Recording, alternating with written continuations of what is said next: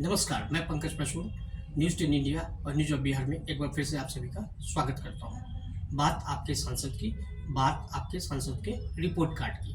5 साल पहले आपने जिस सांसद को चुन करके संसद भवन भेजा था, अब वक्त आ गया है कि उनके 5 साल के कामकाज को लेकर के कि उनका प्रदर्शन कैसा रहा संसद भवन में, उस पर भी एक नज़र निश्चित रूप से हमें देखना चाहिए। आज बात मैं करूँगा मधुबनी क्षेत्र की। कल हमने एक रिपोर्ट दिखाई दरभंगा के सांसद गोपाल जी ठाकुर की। अब दरभंगा से बिल्कुल सटे मधुबनी शहर की, मधुबनी जिले की बात करूँगा। मधुबनी के सांसद हैं अशोक यादव।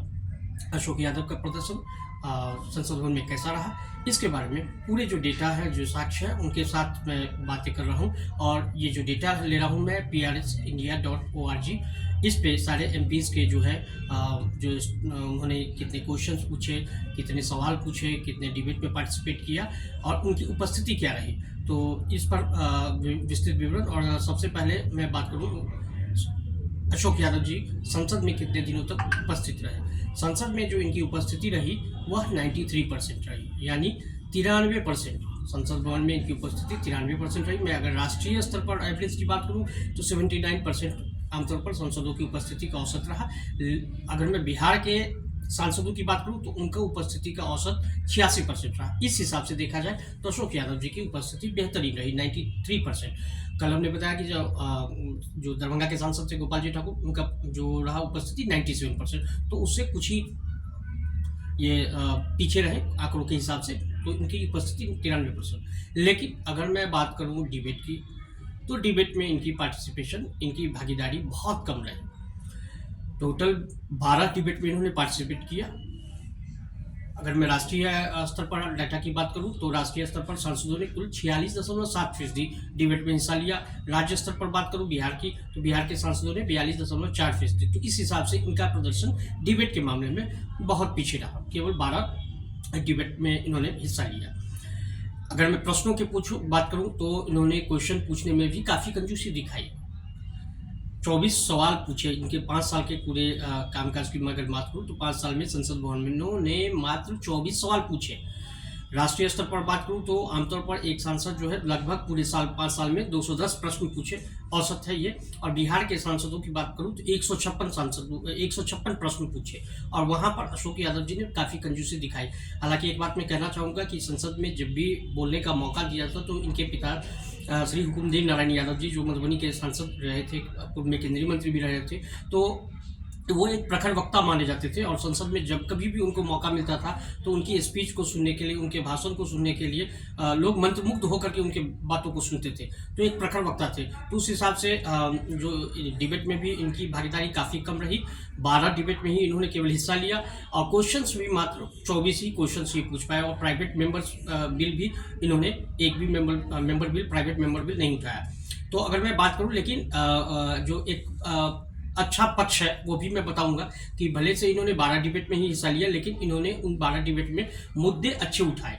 जैसे इन्होंने उठाए सीतामढ़ी लौकी रेलवे लाइन की बात की, इन्होंने कोसी प्रोजेक्ट पर बहस किया, और जो दरभंगा मधुबनी के जो जीर्ण अवस्था में जो मंदिर है उनकी मरम्मत और नवीनीकरण के लिए भी इन्होंने मुद्दा उठाया। रेलवे ओवरब्रिज मधुबनी में बने, इसको लेकर के भी इन्होंने मांग किया। एनआईटी यानी नेशनल इंस्टीट्यूट ऑफ टेक्नोलॉजी की मांग को भी इन्होंने संसद भवन में उठाया। इसके अलावा धनुषा नदी में जो प्रदूषित जल है उसको लेकर के भी इन्होंने विषय उठाया। NH 104 पर जो कंस्ट्रक्शन हो रहा था, तो वो कंस्ट्रक्शन काम पूरा नहीं हुआ, तो उस ठेकेदार के खिलाफ एक्शन लेने की भी मांग इन्होंने उठाई।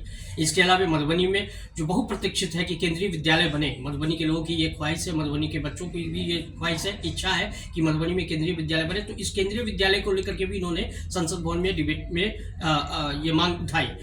अगर मैं बात करूं मैथिली भाषा के अलग चैनल की, तो मैथिली भाषा में भी अलग चैनल की मांग इन्होंने और गोपाल जी ठाकुर दोनों ने भी उठाई।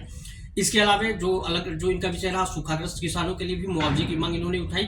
मधुबनी में चीनी मिल और अन्य प्रकार के जो उद्योग धंधे खुलने चाहिए, इसको भी लेकर के इन्होंने संसद में आवाज उठाई।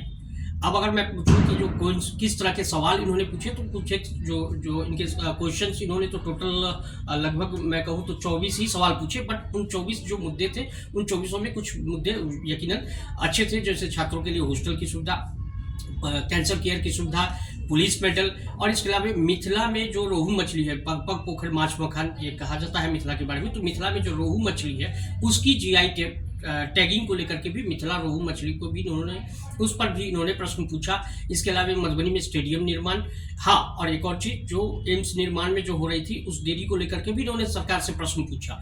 लंबी दूरी की ट्रेन हो, इसको लेकर भी प्रश्न पूछा। लंबी दूरी की ट्रेन की संख्या बढ़ाई जाए, इसको लेकर के भी इन्होंने प्रश्न पूछा। इसके अलावा जो एक और कि गरीबी रेखा से नीचे जो लोग रह रहे हैं उनके लिए मकान बने, उसके लिए भी इन्होंने आवाज उठाई। हेरिटेज साइट्स जितने भी है दरभंगा और मधुबनी के लिए, इसके लिए भी इन्होंने आवाज उठाई। बाढ़ पीड़ितों के राहत के लिए और सूखा पीड़ितों के लिए मुआवजे की मांग को भी इन्होंने जो है आवाज उठाई संसद में। बावजूद इसके इन्होंने मुद्दे तो जो उठाए, लेकिन मैं ये कहने में गुरेज नहीं करूंगा कि इन्हें और ज़्यादा पार्टिसिपेशन करना चाहिए, डिबेट में और खुल करके बात करनी चाहिए, क्योंकि लोग इनके पिताजी को जहाँ देखते हैं तो इनके पिता प्रखर वक्ता रहे, तो संसद में इन्हें और प्रखरता के साथ जो है डिबेट में हिस्सा लेना चाहिए था। और क्वेश्चंस भी इन्हें, जो क्वेश्चंस मैं देख रहा हूँ जो आमतौर पर कि राष्ट्रीय स्तर पर 210 क्वेश्चंस सांसदों ने 5 साल में पूछे, तो वहाँ पे इनका जो है 10% से भी 10% के आसपास ही रहा, तो 24 ही क्वेश्चंस पूछे। तो इस लिहाज से मैं जो आंकड़े बता रहे हैं उन आंकड़ों के आधार पर कह सकता हूं कि संसद भवन में इनके कामकाज को मैं 10 में से सिर्फ 5 नंबर ही दे पाऊंगा। अब ये अलग बात है कि क्षेत्र में इनका काम क्या रहा, बट मैं ये पूरी जो रिपोर्ट कार्ड है वो संसद भवन में इनके परफॉर्मेंस को लेकर के है, तो इसमें मैं 10 में से 5 नंबर इनको देना चाहूँगा।